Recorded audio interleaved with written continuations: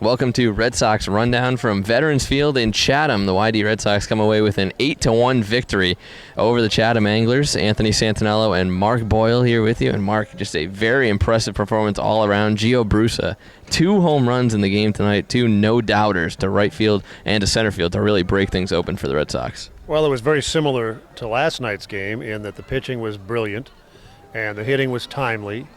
And it was a one-sided win. The home runs by Brusa were a big part of it, but far from the only contributor. You had great pitching from Ricky Thomas.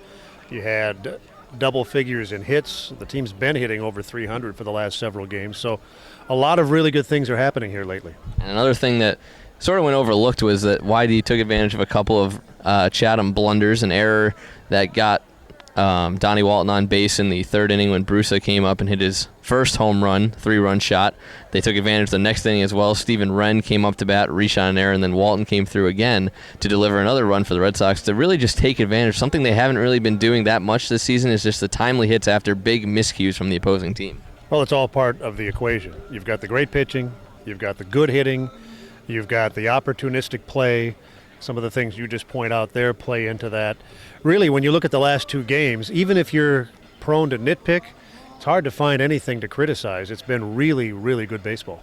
And just a couple of moments ago, Kaylee Kiss, our sideline reporter, had the chance to catch up with the man of the hour, Gio Brusa, after his 2 home run performance tonight at Veterans Field. Kaylee Kiss here for the YD Red Sox. Joining me today is Gio Brusa. So you hit a 3-run home run and then a solo shot right back at it. How does this game feel? It feels good. It feels good to hit the ball hard. I'm just trying to hit like Brett Adcock. He taught me well. So, it's just a blessing to be out here. It felt good. So I was watching you in BP. You make it look easy. In every game, you're cranking them over the fence. I'm sorry, what is it like being a power hitter, like having that position on this team? It's fun. Fun being in a position to help my team win, put, runs up on the board. So, it's just a blessing to have the talent that I have, and I'm very grateful for it.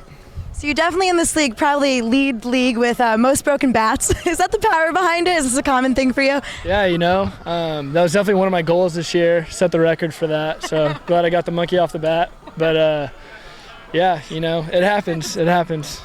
So when your bats come alive on the team, you guys really start piling on the runs.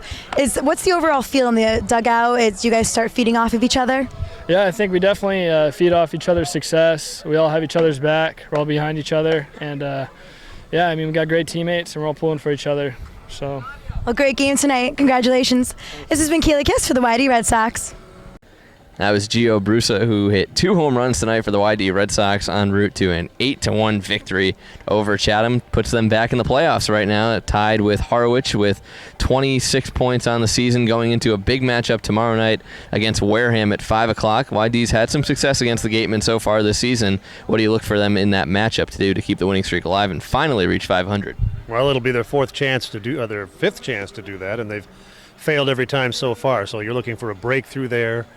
500 is sort of a psychological kind of a thing, and I don't know that it makes much difference whether you get there or not tomorrow. What is really more important in the big picture is where are you in the standings, and you need to finish in the top 4. And you mentioned they moved up into a tie for 3rd now.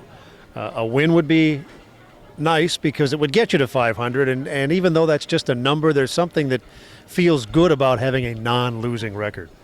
So the Red Sox come back to Red Wilson Field tomorrow night to host the Wareham Gatemen. Pregame starts at 4:50 between YD and the Wareham Gatemen. For Mark Boyle and Kaylee Kiss, I'm Anthony Santinello. We'll catch you tomorrow night.